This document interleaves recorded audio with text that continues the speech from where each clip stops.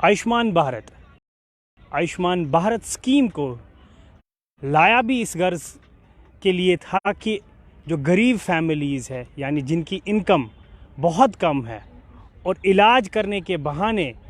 यानी इलाज करने के लिए उनके पास फैसिलिटीज़, इलाज करने के लिए उनके पास फाइनेंसिस की कमी होती थी, तो मरकज़ की तरफ से ये जो स्कीम थी ये उन्हीं फैमिलीज़ को कैटर करने के लिए थी, ताकि वो फैमिलीज़ भी हॉस्पिटल्स में जाए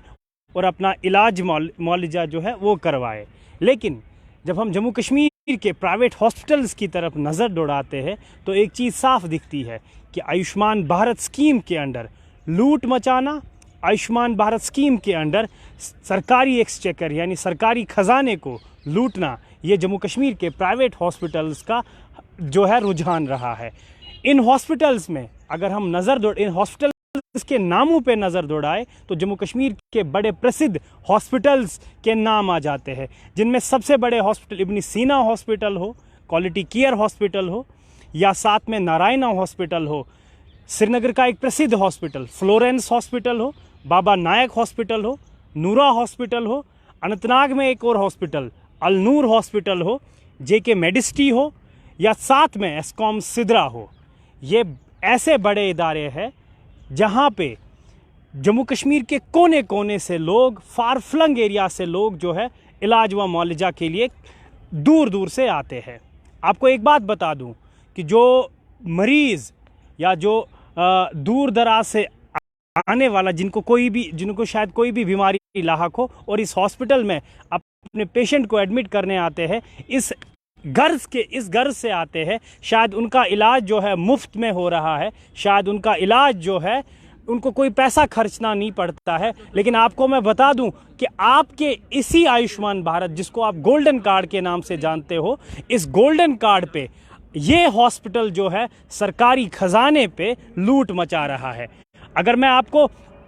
कुछ एदाद शुमार बता दूं, कुछ स्टैटिस्टिक्स बता दूं स्टेट हेल्थ एजेंसी के, जिनका एक स्क्वाड भी बना था, स्टेट एंटी फ्रॉड यूनिट जो है, स्टेट एंटी फ्रॉड यूनिट के कुछ स्टैटिस्टिक्स है जो आज जम्मू कश्मीर के सबसे प्रसिद्ध अखबार में जो है खबर भी शाया हुई है, जिस अखबार में ये खबर भी आई है कि इब्न सीना हॉस्पिटल हो, जिस पे कम से कम पिछले साल जो है 24 लाख की पेनल्टी लगी अक्टूबर में,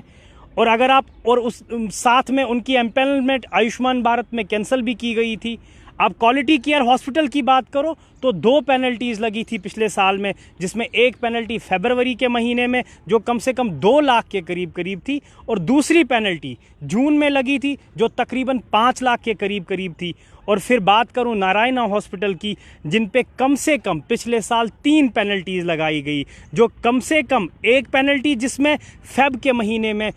जो 2 लाख के करीब थी, यानी एक 1.62, दूसरी 19 लाख की थी, और तीसरी पेनल्टी 34 लाख यानी 34 लाख की, यानी तकरीबन 50 लाख के करीब लास्ट ईयर में नारायणा हॉस्पिटल पे पेनल्टी लगाई गई, स्टेट एंटी फ्रॉड यूनिट जो स्टेट हेल्थ एजेंसी की तरफ से जो है लगाई गई थी। उसके साथ साथ एसबी हॉस्पिटल हो, फ्लोरेंस हॉस्पिटल श्रीनगर की बात करूं, जिस पे कम से कम पिछले साल अगस्त के महीने में 5 लाख की पेनल्टी जो है वो वसूल की गई। उसके बाद शादाब हॉस्पिटल हो या मोहम्मदिया हॉस्पिटल हो, इन सारे हॉस्पिटल्स पे स्टेट हेल्थ एजेंसी ने डिफरेंट टाइम्स में फ्रॉड डिटेक्ट करके इन पे पेनल्टीज़ जो है वो लगाई, और इनमें से कुछ हॉस्पिटल्स की एम्पेनलमेंट PMJAY यानी प्रधानमंत्री जन आरोग्य योजना के अंडर जो है वो भी कैंसिल की थी। इसमें एक बात बहुत साफ है, वो बात यह है कि गोल्डन कार्ड के नाम पे जब आप पेशेंट का इलाज मुफ्त में करते हो, लेकिन साथ में आप बड़ी बड़ी बिल्स बना के बड़ी आप डिसबर्समेंट जो है वो गवर्नमेंट से करवाते हो, जो पेशेंट जो है उससे अनअवेयर रहता है, और साथ में पेशेंट को जो 5 लाख का जो कैप मिला हुआ होता है गवर्नमेंट की तरफ से, हेल्थ इंश्योरेंस के अंडर मिला होता है, उस पे आप लूट मचाते हो। तो ये एक प्रेजेंट स्टेटस को है, जिसमें आपको एक चीज़ बहुत वाज़ेह दिख रही है कि जम्मू कश्मीर में काम कर रहे प्राइवेट हॉस्पिटल्स ने प्रधानमंत्री जन आरोग्य योजना के नाम पे सरकारी ख़जाने पे जो लूट मचाई है वो आपको साफ दिख रही है। और आज जम्मू कश्मीर के एक बड़े प्रसिद्ध अखबार में बिल्कुल एक डिटेल डिस्क्रिप्शन भी इनकी निकली है कि किस किस हॉस्पिटल पे कितनी पेनल्टी जो है वो पिछले साल और इस साल भी, इस साल के स्टार्टिंग में स्टेट हेल्थ एजेंसी ने इनसे वसूल की है, और साथ साथ में कई हॉस्पिटल्स की एम्पेनलमेंट इसके अंडर कैंसिल भी की है। आपको लास्ट में ये बता दूं कि जब भी आप अपने घर के किसी भी बीमार को किसी भी प्राइवेट हॉस्पिटल में एडमिट कर रहे हो तो आप मेहरबानी करके इस बात की जानकारी रखें कि आप जिस चीज़ का इलाज कर रहे हो